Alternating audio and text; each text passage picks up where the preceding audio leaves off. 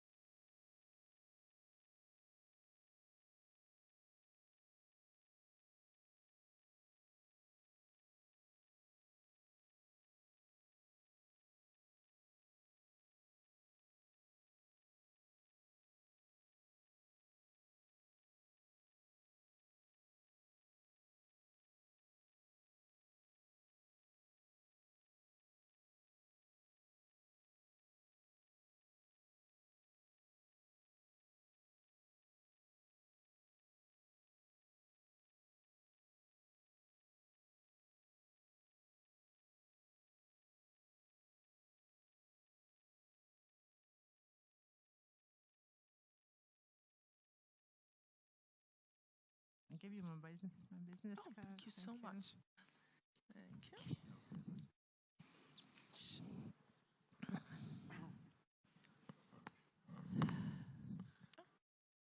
My card, thank you. Thank you.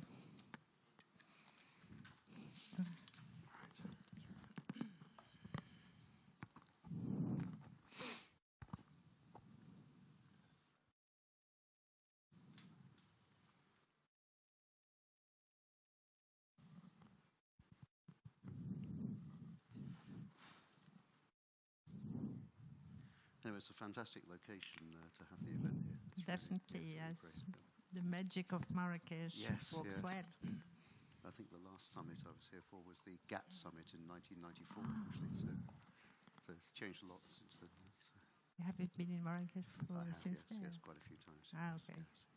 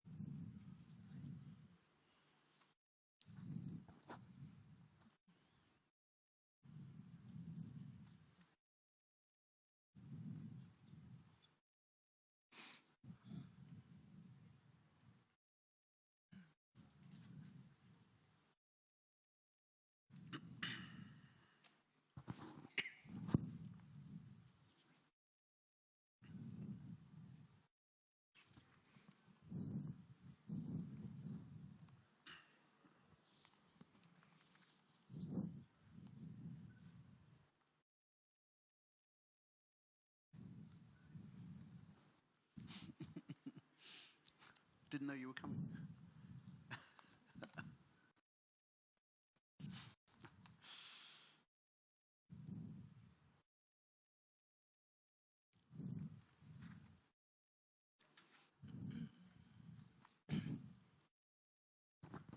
Just had a text from Yuka, actually.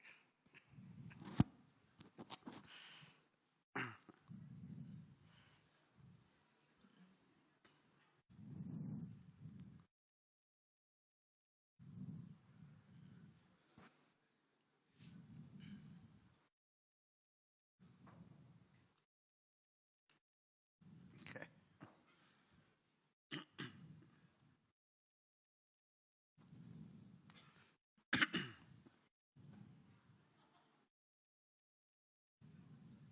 Okay.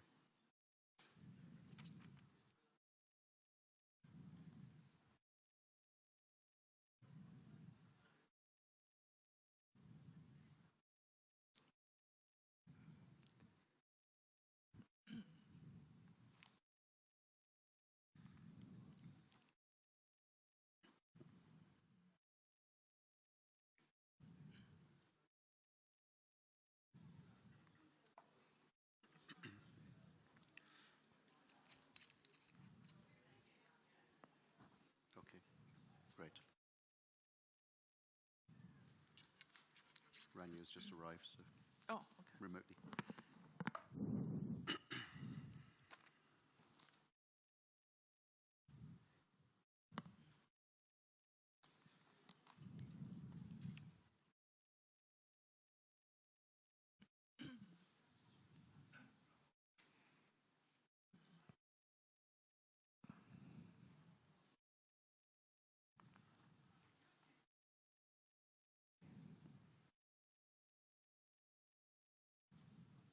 I can't see anybody else.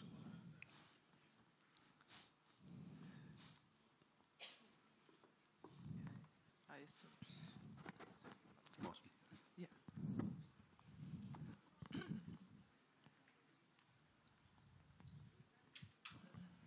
Okay. Okay. Should be 2 minutes and then we'll start. So.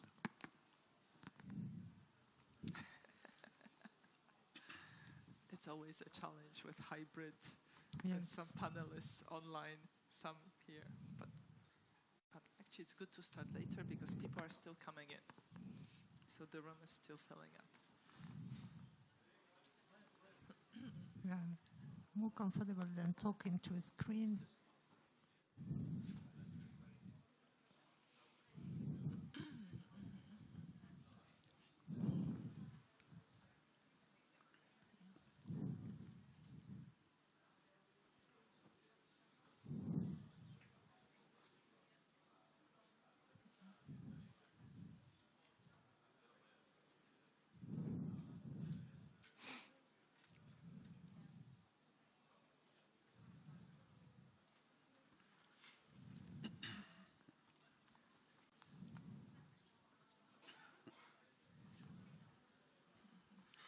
One minute, apparently, then we'll start.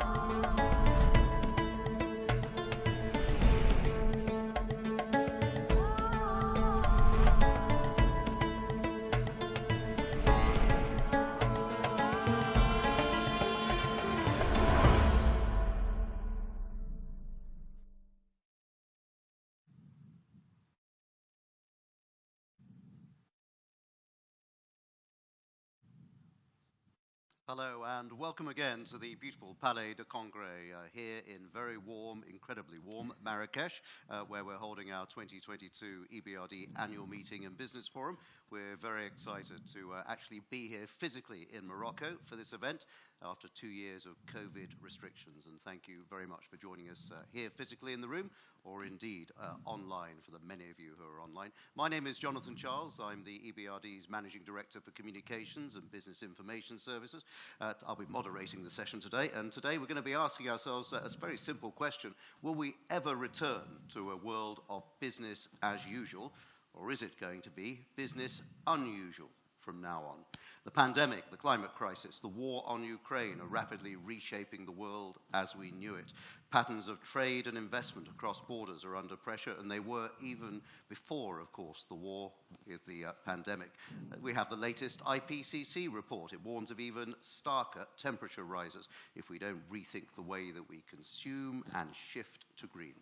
Russia's war on Ukraine is bringing severe disruption to supply chains, especially energy and food. And of course, we've got rising inflation, particularly in developing economies, but in fact in all economies. Some say the end of globalization is now inevitable. What do these changes and challenges mean? How will the EBRD regions cope? We're going to be discussing all of those questions and more in today's event. It's been organized by the Office of the Chief Economist here at the EBRD. Business Unusual is the title, Globalization in Turbulent Times. And of course, we have some very special guests who are going to help us grasp the scale of the challenges. Please welcome Nadia Feta, who is Minister of Economy and Finance of Morocco. Joining us online remotely, Rania Al-Mashat, Egypt's Minister of International Cooperation. Also remotely online, Martin Wolf, the Financial Times Chief Economics Commentator, and of course Beata Javorcik, the EBRD Chief Economist and a Professor of Economics at the University of Oxford. Before we begin, a few little housekeeping things. Of course, the event is available in English and French. Interaxio app is what you can use for the translations, and you'll find the details online. We're also going to be taking, if you're not in the room, by the way, if you are in the room and want to ask questions later on, just stick up your hand. But if you're not, we're going to be taking questions towards the end of our panel, so please submit them via logging on to slido.com. That's S-L-I-D-O, slido.com. You can use the code 917000. FES1 is the room, and you can post your question there. So let's start, perhaps with a headline take on the issue, a question to all of our panelists. What does globalization mean to you in these turbulent times? Maybe I'll start with you, Rania, online. Well, thank you very much, Charles, and you're absolutely right. The title of the panel is Business Unusual, but what we have learned from COVID is the need to be very agile, be very adaptive in the way we think and the way we look forward in terms as individuals, as governments, and as a private sector.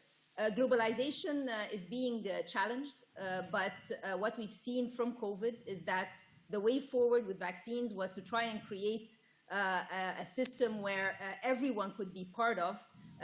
The discussions in Washington during the spring meetings were also more of a call towards trying to create more solidarity and global cooperation to face these shocks. What we are facing today, something happening, you know, in 2008 when there was the financial crisis, there was this concept, emerging markets are coupled or decoupled from what's happening.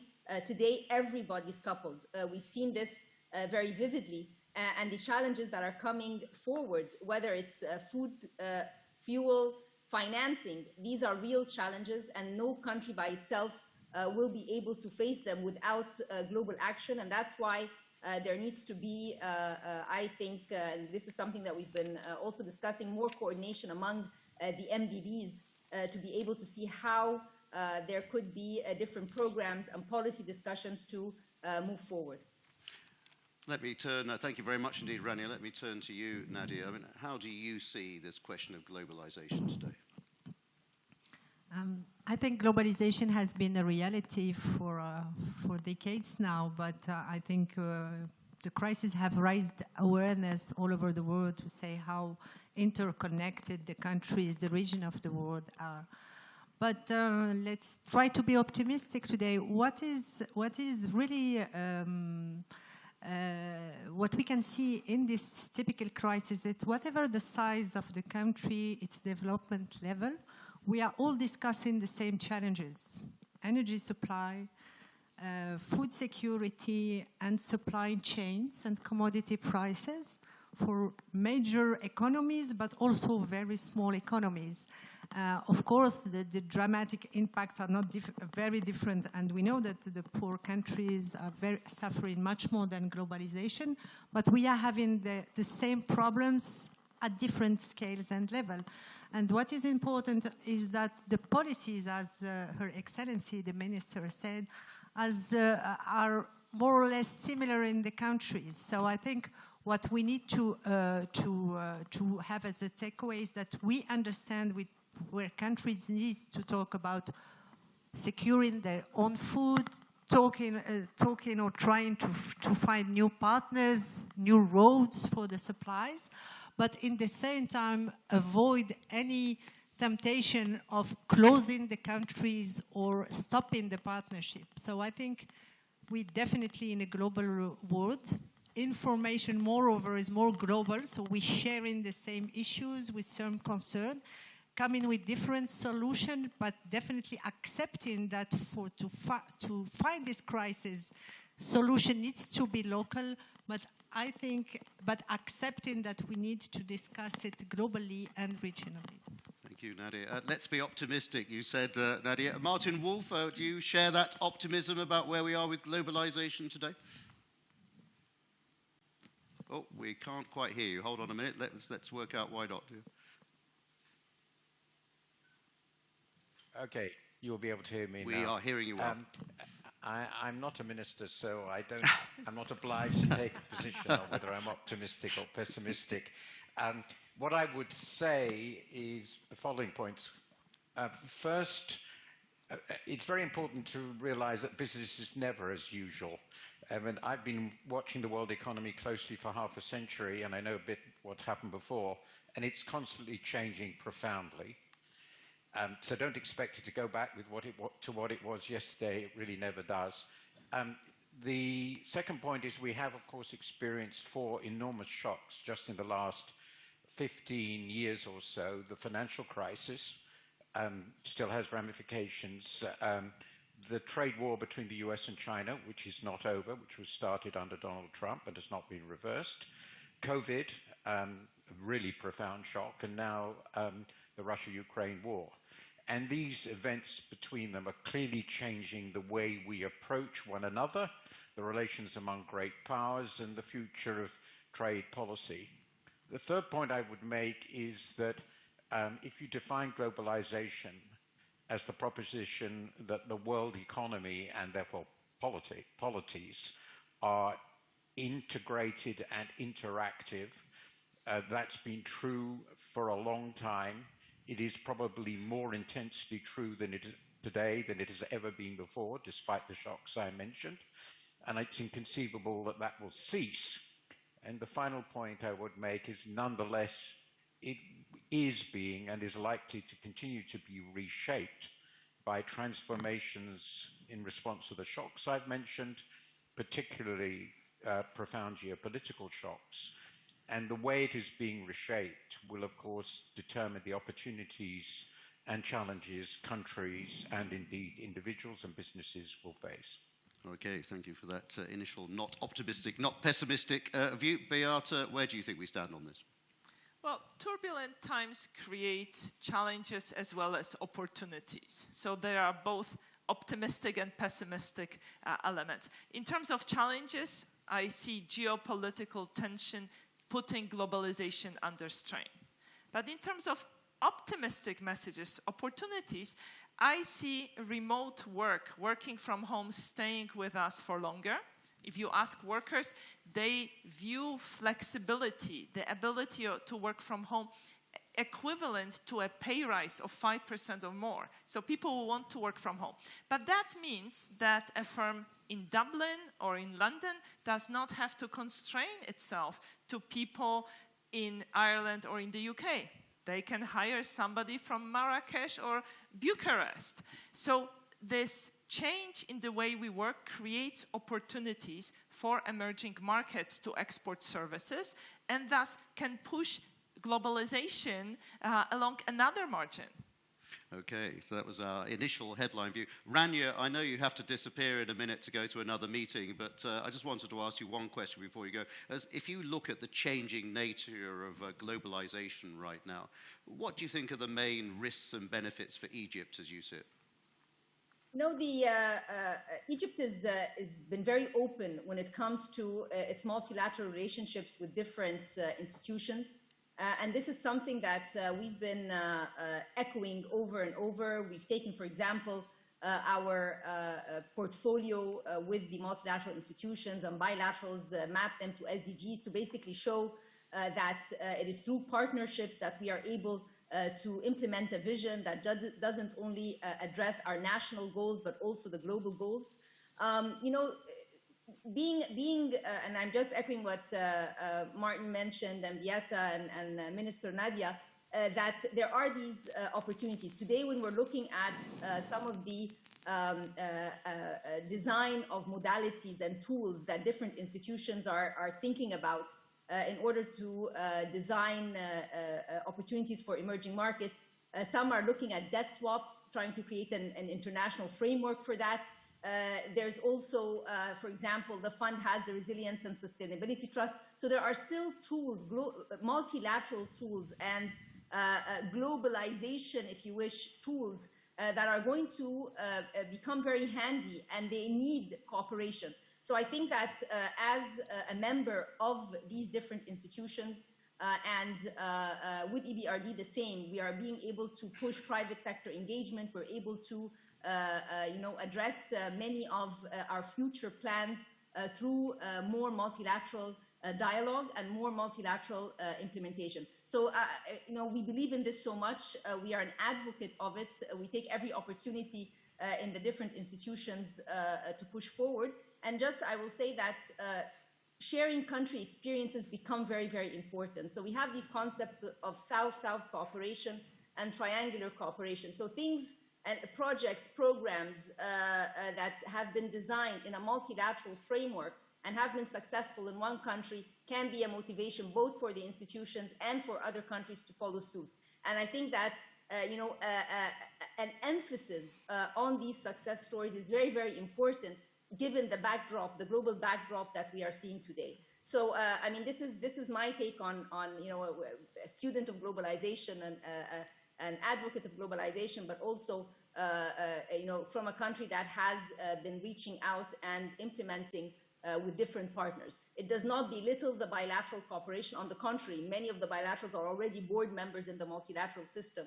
The idea is to try and see how we can advocate successful multilateral experiences and not make crises sort of, put us a little bit on the back burner. And as Martin mentioned, crises will continue developing in different ways and challenging us in different ways. All right, Rania, thank you very much for joining us. I know you've got to go to another meeting, but thank you for sparing a little bit of time for us today, and see you soon. Thank you. Let me turn to you, Nadia. I mean, there's really the same question I asked Rania, which is when you look at it from Morocco's point of view, we can see that globalization is changing. And where do you see the potential benefits and indeed the problems that may arise for that from Morocco? Actually, the problem may not arise. They're already there, actually, especially for the bill of energy and wheat in Morocco, two main problems, and also supply chain for many industries. So the risks are there. The inflation also that's happening and will probably last for some, I don't know what to say, weeks or months or years. I will let the chief economist maybe answer that one. But on the benefits, I think I would mention two sides of the benefits, internal ones and I would say more linked to globalization. Regarding the internal ones, what is important is that we have been able, I'm talking about all the stakeholders of the Moroccan, I would say, economy and finance, not only the government's public sector, but also private sector, the citizen, the labor workforce, to discuss and say that we need to find the solutions together. And this is some kind of innovation in solving the crisis, because we were not used to this. And this is a really important and something that will help Morocco manage better this crisis and maybe think of more, I would say, aligned solution to exit from the crisis. Regarding the opportunities, first one is that with our partners, regional, multilateral and bilateral partners, it's an opportunity to show them that what Morocco has to offer is a value chain. It's not just one solution for one problem. Some people would have seen Morocco as a proper way to invest for one sector, maybe automotive have been successful, textile, whatever, but today, we try to talk to our partners to see us more on a very comprehensive value chain with youth, skilled people, technology solutions, proper transport and connection. And I think if we success to convey more this message, because being a partner is not being part of the factory or part of the solution, is really a more global solution, and this is what Morocco tried to see, even in the climate change, I would say, answers. We need investment for our own needs as a country for a new renewable energy, but we can also be part of the solution. I would say the other opportunities that we see also is that we can reconsider internally what are the proper strategies for agriculture, sustainable agriculture, the policy around fertilizers, etc., regarding what are the needs of the partners of other countries. So I think we understand from this crisis that I would say the competitive advantage of this country of another are not isolated. It's part of a full value chain, and we want to be part of it, and we want to be more integrated also to our region. All right, let's move to another big topic, and something we've got used to in the new normal. It is business as usual, even though it's unusual these days. That's this question of supply chain vulnerability. And we're seeing it, still persisting even after, as the pandemic, is still with us in some form, even though it's no longer at the forefront necessarily of our minds. There is a new emphasis on resilience as part of this. And I wonder, Martin Wolf, what have we learned from the pandemic about all of this and about how to build the resilience of economies in order to build up more supply chain resilience and move away from vulnerability? Well, I have, I suppose, two big reactions here. The first is, I think, there's a sort of, what I think of as a very naive view that somehow or other there existed some obvious policies that would have prevented these disruptions. For instance, if only we'd produced everything closer to home, this problem would have disappeared.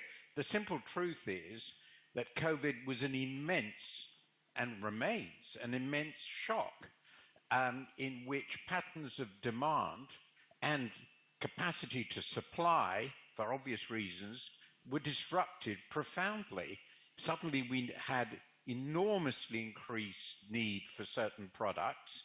The structure of demand shifted away from services to goods because it was safer to consume goods than to go out in the way we did before. So demand shifted dramatically. And of course, some areas of the world were closed down and continue to be closed down, most significantly China. I think it is inconceivable that there would have been any sensible set of policies which anyone would plausibly have implemented that would have prevented supply disruptions and therefore supply chain disruptions in these circumstances. That's the first and most important point. And in particular, the idea that we would have been completely free of these disruptions if only we had just consumed products and made it close to home, it seems to me completely absurd. I can often remind people that the biggest supply disruptions of my lifetime were the energy supply disruptions in the UK created by coal mining strikes right next door in the 70s and 80s. Now, the second point is, nonetheless, it is sensible for us, in light of these experiences, to look at where resilience might reasonably be improved. One possibility is stockpiling things. I think that's a pretty foolish one. The other is to have more than one supplier. That probably makes sense if you want to reduce vulnerability to the closure of just one part of the infrastructure on which you depend. But there's a cost to that, and you would have to think about how you would do that. And the final thing you might want to do is to define a list of really strategically essential commodities at a national or even higher level, and then look at the supply chains relative to that. But the idea that government should manage the supply chains for everything seems to be completely absurd too. So I think that we should recognize the complexity of this topic and not oversimplify it and not assume that there's some obvious and facile solution, as so many politicians and others seem now to believe. All right, Martin, Beata, what do you make of that? And obviously, Martin's view clearly is this is not an easy problem to resolve, actually. So perhaps 3 points. One is, we used to dismiss shocks as one-off events, and I think only now the realization is sinking in that these shocks are not going away. I mean, if you think about this, we had Fukushima, we had COVID, we had blockage of Suez Canal, we have now war, zero COVID policy in China, which is causing disruptions, and I have not even mentioned extreme weather events that will come as a result of climate change. And, firms are starting to think about doing something. A recent survey of German firms showed that about 30% of them are planning to diversify supply sources, and among firms that experience disruptions themselves, it's even a higher percentage. The second point is that this diversification, so China plus one policy, creates opportunities for countries, let's say in the broadly defined European neighborhood. We heard the minister talking about many advantages of Morocco. Let me focus on green credentials.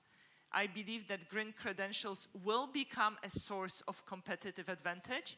So a country that can provide access to renewable energy, that has young, large population, can become a manufacturing base for Europe, and that's going to be reinforced by the carbon border adjustment tax that is being introduced.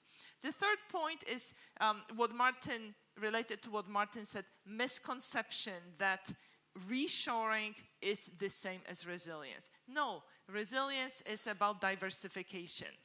And what I worry about is politicians disguising protectionism as resilience. And, jobs are not coming back to advanced economies from China. If production comes back, it's going to be automated. So it's not going to create a lot of employment.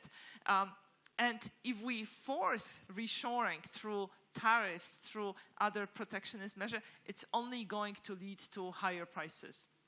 Nadia, let me ask you, I mean, obviously one area where we're seeing supply chain vulnerability is in food supplies right now as a result of this conflict, especially with the reliance on Ukraine and Russia for wheat and sunflower, all sorts of things. Now, what would you think then can be done about that? How would you approach that? What sort of solutions are possible to try to alleviate this and try to build up resilience in that food supply chain? I think we need a very short-term answer for some countries and then to think more about the midterm and the long-term shot. First, for the short term, I think even if all the countries are facing this problem of the supply chain and on food, especially, I think many countries, especially in Africa, are really struggling for the coming weeks, whereas big countries have been making inventories and stocks for more than 12 months. And the problem is not coming only from the supply chain, but also from the fact that there is a pressure on volume, stocks, and prices, because the richest countries can afford to have inventories for 12 months, where others are struggling with the coming weeks. So I think there is some initiatives that will probably happen with the multilateral, really to solve this short-term issue. Then I would say more long-term, I will just maybe use again the example of Morocco. I think we had a strategy for 10 years in agribusiness just to concentrate on first the needs of the citizen, and we have been self-sufficient during COVID-19, which is very important, and even we could export more to the world. So it was a first step, understanding the needs, I would say, of the local market, but also coming with solutions, sustainable solution to transform the agribusiness. Now we come in with a second phase for a more sustainable agribusiness, but also a solution to build a middle class in the rural world, because I think what is important when we need to push for a local agribusiness, not intensive, sustainable. It means that all, I would say, the environment in the rural world needs to be, I would say, facilitating for creation of middle class. This can bring solutions for Morocco for many products in agribusiness, but for the wheat, I think we need a regional thinking about this, because especially North Africa depends a lot of import of wheat. Bread is very important, and you will be tasting a lot of it in the coming 3 days. But here we think that we need a regional solution. None of the countries, because of water issues, as an example, or fertilizers. So for Morocco, we're lucky with fertilizers, and we're ready and happy to help, actually. But we struggle also with water when we compare to other countries, so I think we need to talk about this. Other things is that we've been investing in Morocco in logistics, but I think like a very, very successful story in the port of Tangier Med. But I think the next step, and it will ease for the supply chains or play a role, is more connectivity, because with the rest of Africa in the Atlantic coast also is very important. And think more about logistics, because some of these countries have been investing in infrastructure, but all the know-how of logistics needs also to be, I would say, shared with the countries who are doing this type of investment, because supply chain is about all this. Yeah, I've been to Tangier Med. It's a very impressive port, actually, in the way it operates. Let me remind you that we're discussing Business Unusual, globalization in turbulent times. We're in Marrakesh, of course. Let's move on to, perhaps what can be done, and particularly the geography of value chains. And maybe, Martin, this is one for you. I don't know whether this falls under your definition of a facile solution, but there's a lot of talk, isn't there, about the fragmentation in globalization, bringing a market where you friendshore, you trade only with your allies. Is that a solution? Is that an affordable solution, do you think, to some of the strains of globalization? May I take the liberty of just commenting on the last point? I just want to make one very simple point.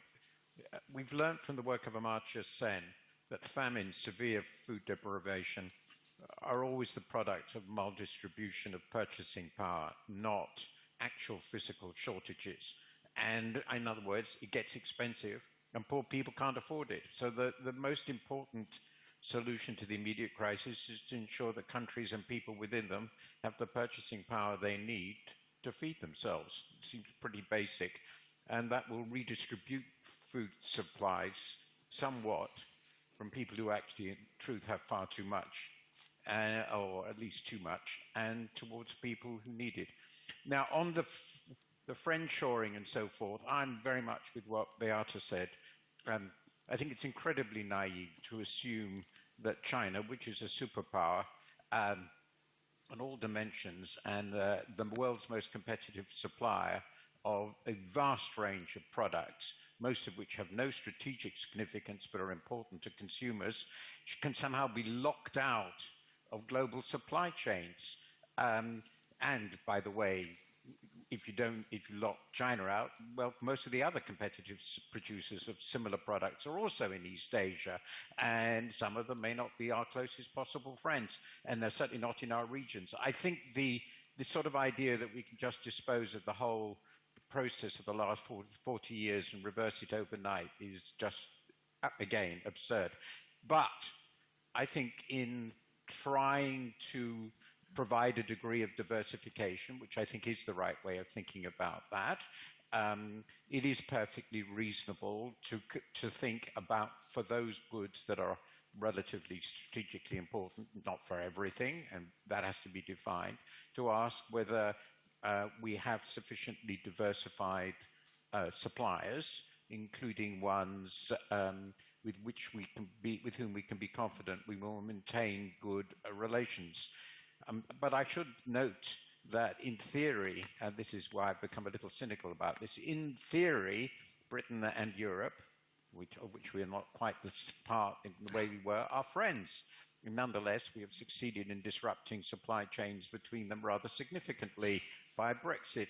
And this suggests this notion of friends sourcing is a rather more complicated one than many suppose. And again, I think we should avoid being too naive about it.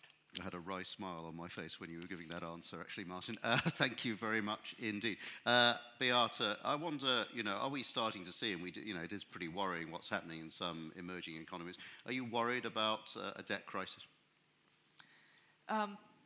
We are not there yet, but there is a real possibility that we are going to see a debt crisis, particularly among the poorest countries, because everybody emerged from the pandemic more highly indebted, and now in the environment of the globally rising interest rates, the costs of servicing debt are increasing.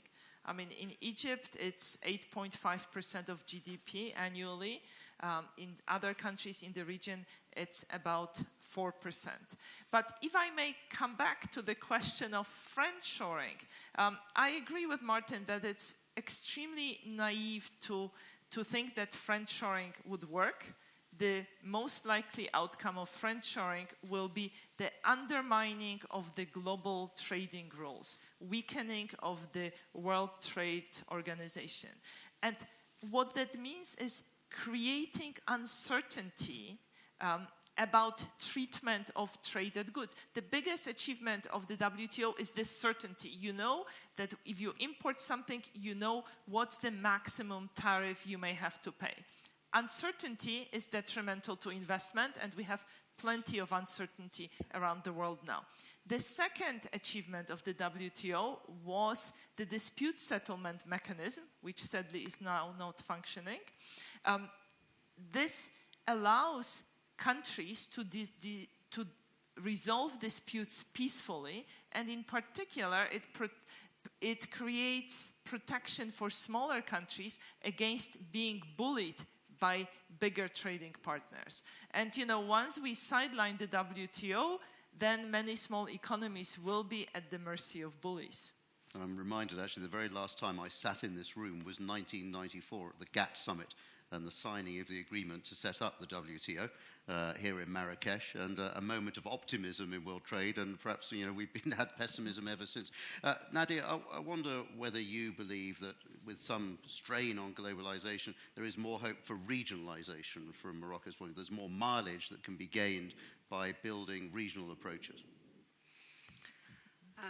Actually, Morocco have believed in regional general approach for, I would say, for decades and forever, and we've been accelerating for the last 10 to 15 years. It's very important. I think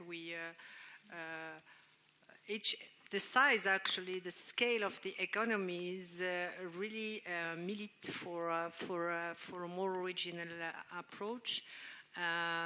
We have a lot to share. I think culture, the same or similar regulation on the financial sector. We have, I would say, more or less the same international trade agreement, but we don't have the same competitive advantage or the same challenges. We don't have the size of the internal market neither. So I think having regional approach will bring a lot of solutions, especially in Africa, also to partner with the rest of the world. So I think we did some progress on this, but we still have many other challenges. We've been talking about supply chains. When you need to travel in Africa, I don't know if you have seen a map, it's a real headache. I don't know how you come to Morocco. Maybe you took 2 planes, but sometimes to travel to another, from a country to another in Africa, you need to do 2 or 3 stops. Same thing for the trucks, for the goods. So I think connectivity is a major challenge, and this in the current context, it's one of, I would say, the ways to maybe accelerate regional integration as a solution for local markets, local economy, but also all the continent as a whole. Yes, it's very tough traveling around Africa sometimes, I have to say. Martin, let's turn to some of the new geopolitical realities that we're in, which we've seen in many ways, even in recent weeks. How worried should we be, do you think, with the weaponization of globalization? Because, I mean, you can argue in several ways. Vladimir Putin has weaponized globalization. He knows the dependency on oil and gas. You could argue even he knows that millions of refugees would be flooding into the rest of Europe from Ukraine. That's a successful weaponization of globalization. Well, this links very much with what Beata said, with which, of course, I fully and entirely concur. We gain enormously collectively if we have secure and reliable global systems, notably trade systems, in which there is sufficient predictability for businesses and people to plan ahead. The problem is, as she also has mentioned, we've been subject to a series of huge shocks, some of which were beyond human control, such as a pandemic, and some of which are very much in human control, but that doesn't make them less frightening, such as wars. The reality, I think, is that we have been moving, and I mentioned this earlier on, in the trade war between the US and China, which is just one dimension of the friction between those two superpowers. We've been moving to a world of high geopolitics.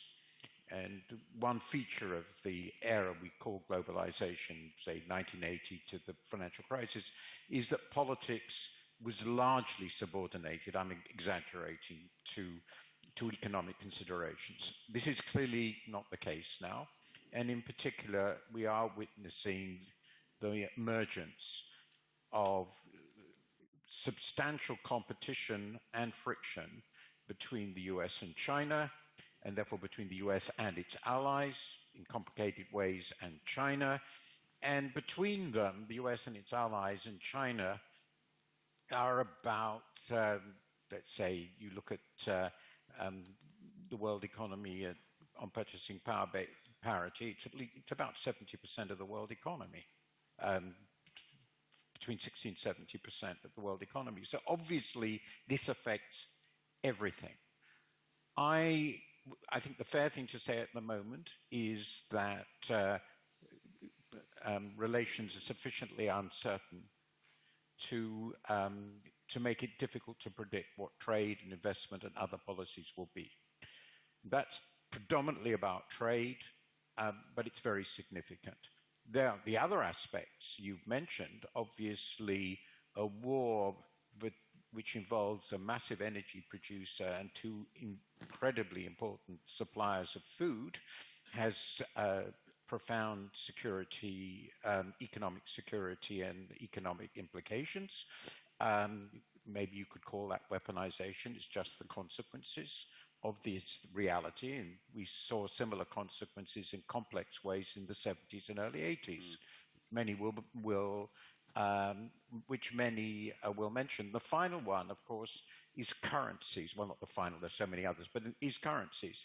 It is clear now for a very long time that the US has weaponized the dollar and the importance of its financial system. In this case, it has succeeded in bringing to its side wholeheartedly basically all the other issuers of freely traded global currencies. So the United States and its allies basically contain all the reserve issuing currencies. And the implications of that we really don't know. But obviously other countries are looking at it and aware of it. So yes, we have moved into an era of high geopolitics, and that is an unpredictable era. Just building on what Martin was saying there, Beata, I mean, it reminds me of a quote from British politics after a particular crisis, never glad, confident, mourning again. In other words, have we been a bit too complacent, so we accepted all the gains from globalization and didn't give that much thought to the vulnerabilities, and maybe that's why we are where we are? I think we have underestimated geopolitical tensions. I mean, as the implications of geopolitical tensions, as Martin mentioned before, economics mattered more than politics. Now politics seems to be trumping economics. Rare earths are a good example, right? These are minerals that are needed to produce high-tech consumer electronics, phones, computers, cars. Rare earths are powerful magnets, at least some of them. They are necessary for production of wind turbines. And it happens to be China, a country that controls most of the mining, most of the production. China and Russia are actively increasing their investment in mining of those minerals in Africa, in Latin America. And the access to these could easily be weaponized. You may recall 2010, a situation when a dispute between China and Japan led China to restrict exports, and that sent prices up sixfold. So strategic autonomy is now something that is on the radar of the European Union. Access to crucial inputs matters. Okay, I just want to quickly turn, we will take some questions from the audience, both online and in the room in a minute, but maybe just quickly turning to you, Nadia, on this question of green. And green transition and whether there's an opportunity there now. You know, we had the IPCC report, which warns, you know, we continue to see what we're seeing with climate change. We're talking about a 3.2 degree rise in temperature. There was a report out today, I think it said we're probably more or less at the 1.5 rise in temperature. How do you think from a government point of view and from where you're sitting, how do you meaningfully accelerate the green transition that will be required as part of the new business as usual, business unusual approach? I think you enjoy in Marrakesh, you're probably witnessing the climate change and the rise in the temperature, because we are not, for May it's quite hot. So in Morocco we've been, I would say, investing in renewable energy, in energy transitions for years. And the pledge today is definitely to accelerate, and the momentum is quite a good momentum. First, because the prices because of the crisis, I think the bill for the Morocco this year is just very, very important one, and definitely we need to accelerate the investment in renewable energy. We need also to, I would say, partner more with Europe, which is our neighbor, to decarbonize the industry, and it is also an opportunity for this. And therefore, we know that what we are busy with is, I would say, three things. First, to determine the choices, the clear choice of the government on the role that government needs to play, more to regulate the market and less operate on the market, and come with a clear, I would say, roadmap on this. Second one, probably have to accelerate legal reform because to accompany this strategy, and then maybe look for more internal private investor, but more foreign investors, because there is a lot of initiatives, a lot of green money that is available, and Morocco has a lot of opportunities on solar, on wind, and also on hydrogen for the next future. The other thing is that we need to work also on the demand locally, so raise awareness of the industries first, but not only of the population. And therefore, I think we need to globally have sustainability development as, I would say, a principle for all the other strategy or public policies. Actually, the point you just made about the role of government feels very nicely into where we go now to our questions. And we've got a question online from someone who's watching, Helen Russell, who talks about the role of government. And she asks, is now the time to start imposing bigger penalties? I assume she means on companies to incentivize good environmental practices. Time for a tougher role for government here, Martin? Yes. Just a little footnote on the last point. Global cooperation on climate is crucial. I mean, just one example, China is far and away the world's most competitive supplier of solar panels. Are we going to stop importing them? That would seem pretty ridiculous. But more profoundly, of course, we simply cannot deal with climate change without very close cooperation among the major economies. I mean, it obviously has to be global, but the major economies produce most of the emissions, notably including the US and China, which are first and second, the other way around. So, of course, we have to cooperate. And the need to do so is absolutely dramatic in this. On the need for tougher policy, yes, I mean, economists have sort of generally agreed for a very, very long time that we need carbon pricing, which is the most important single tough policy, ideally globally. And the EU is proceeding with this, and rightly and very significantly is proposing a border pricing adjustment mechanism, one of the few trade policy interventions I wholeheartedly support. And it's a way of ensuring that other countries will be encouraged to also introduce pricing mechanisms. I think we've got to the point, we've got to stop exhortation. There are lots of other things that are required, but we can't rely just on exhortation or decency or whatever else, or ESG commitments. We need companies to have very, very large incentives to change the way they do things, and the pricing mechanism is, as most economists believe, a pretty powerful mechanism. Unfortunately, it's been used far, far too little, and it's one of the reasons, as you've already indicated, we are so vastly behind in tackling this enormous global challenge. Beata, should we use these pricing mechanisms more? I mean, obviously, the private sector and trying to get the private sector to change is quite high on the EBRD's agenda. So. Absolutely, we should, but there is a delicate balance between environmental sustainability and political sustainability. I mean, what we are seeing now are very high energy prices. From the point of fighting climate change, that's exactly what we need, because high prices of energy will force us to change our consumption patterns. But what we are also seeing are governments reacting to those high energy prices by removing, at least temporarily, taxes. And that's exactly the wrong thing to do, because what you want to do is to do transfers to households which are not energy secure.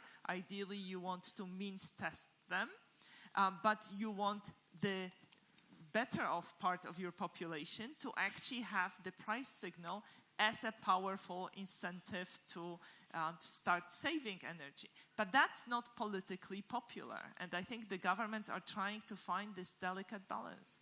I was going to ask Nadia around the difficulty of this, but I suspect you may not want to answer that. It is a tough one for governments, though, isn't it? This question of how do you deal, with the political realities of trying to impose a pricing approach in order to get a change of behaviour. I don't think we do all the policies right, but this wrong one we didn't do on removing the taxes on that one. I think we need to balance between incentives and I would say more stronger policies, but therefore we need first to be able to supply the proper and cost-effective renewable energy. So I think it's a win-win discussion to have with the operator, at least locally, because both solutions are not working. Just incentive, nothing will happen on their side, or just having, I would say, additional constraint. Really the challenge is the proper level of producing the good volumes and at effective costs of renewable energy. So it's more about investing together and massively, I would say, to accelerate the energy transition. All right. Well, I hope Helen Russell online that we've answered your question. Does someone here in the room want to ask a question? If you do, put up your hand, and we will bring a microphone round at some stage. If you wave your hand, and hopefully at that point I will see it. Let me ask another question while we're waiting for that. Someone online, someone who's anonymous. They suggest we should move away from talking about globalization and we should talk about localization. That is the shift to the balance, in effect, between some aspects of globalization but also the reality of perhaps more regional approach as an ongoing trend. So is it time to have a new name for where we are, Martin Wolf? Well, the truth is, that's what we've always done. I mean, we don't really need a plan for it. If you look at, I mean, the evidence on this is overwhelming. Proximity, including above all, proximity with neighbors in one's own country, is probably the single most important determinant of how intensely you trade with people. I mean, globalization has only shifted that at the margin. I think it is the case, I can't remember precisely, but I think it is the case that the US trades more with Canada than with any other country. Now, that's not because Canada is certainly it is among its leading trading partners, and that's not because Canada is a vast country, but because Canada is right next door. So you don't really need policies for that. It's just something that happens. And what we've done with globalization is shift at the margin. It's been a big margin, but it shifted the margin towards trading with people across the world. And I think that has, coming back to our opening, created vast opportunities for everybody, but particularly for development. And those opportunities can't be just restricted to people who live right next door. I think, for example, Morocco clearly has enormous opportunities in Europe, and it should exploit them. But it will be quite unreasonable for Morocco, and I can't imagine they're thinking about it, to say, well, actually, we don't want to trade with China. Yes, it's going to be the biggest economy in the world, but we don't want to trade with them just because they're too far away. That would be surely absurd. So I think, as I said, we don't need a plan for localization. Of course, in some cases, there are important regional markets, as with the EU and North Africa. So maybe that's we can go that way. But I think we should see globalization as opening up global opportunities away from just opportunities at home. And I think that's a tremendous opportunity and remains so. Nadia, I won't ask you whether you want to trade with China as well as the EU. I'm sure Morocco does want to trade with everybody it can possibly trade with. Let me just, Beata, ask you, should we change the way we refer to globalization? Should we need a new name? Or in effect, what we've been saying during this discussion is that globalization is here to stay no matter what. It might have a slightly shifting definition. We can be changing names, we can be shifting definitions, but, we shouldn't be turning away from globalization. And, food security is a great example. It's a very sensitive issue, and there is a temptation to introduce export restrictions. And actually, some countries during the current crisis have reacted through export restrictions. What it does is creates a domino effect. If enough countries restrict exports of agricultural commodities, more and more countries will do so, and we will artificially drive up prices of food. So what we need is exactly the opposite. We need cooperation rather than, every country for itself or for its region. And I guess you'd agree with that, Nadia. I definitely agree with that. I think looking for a new definition of globalization, it's not the solution. Maybe another definition for business usual, because the title was business unusual. We need to recreate what is usual and be, I would say, prepared to change the usual as quickly as possible with a lot of flexibility and agility, but keep this openness to the world. I'd like to thank you very much, Nadia. I'd like to thank you, Martin, as well, for joining us remotely. Rania, of course, earlier, who joined us. Beata, for being with us here. I mean, I take from this discussion that globalization is very much still with us. It is part of, what will be crucial for the global economy going forward. And despite the strains it's under, and I guess in the end, economics and economies, they are good at adapting to new realities. That's over the centuries, that's been a truism of economics, and I guess that's what we're going to see this time. We're just not quite sure yet how it's going to adapt, maybe. Thank you to everybody in the Thank you to everybody online as well. Stay with us here in Marrakesh or online throughout this week. Many more exciting panels, of course, to come as we address these big global challenges. And if you enjoyed the conversation today, subscribe to our podcast, Fearonomics, where we help you confront your fears about the global economy. You can download it on iTunes. Reviewing and rating it will help others to find us. Thank you to everybody here. Thank you to you. Goodbye. Thank you.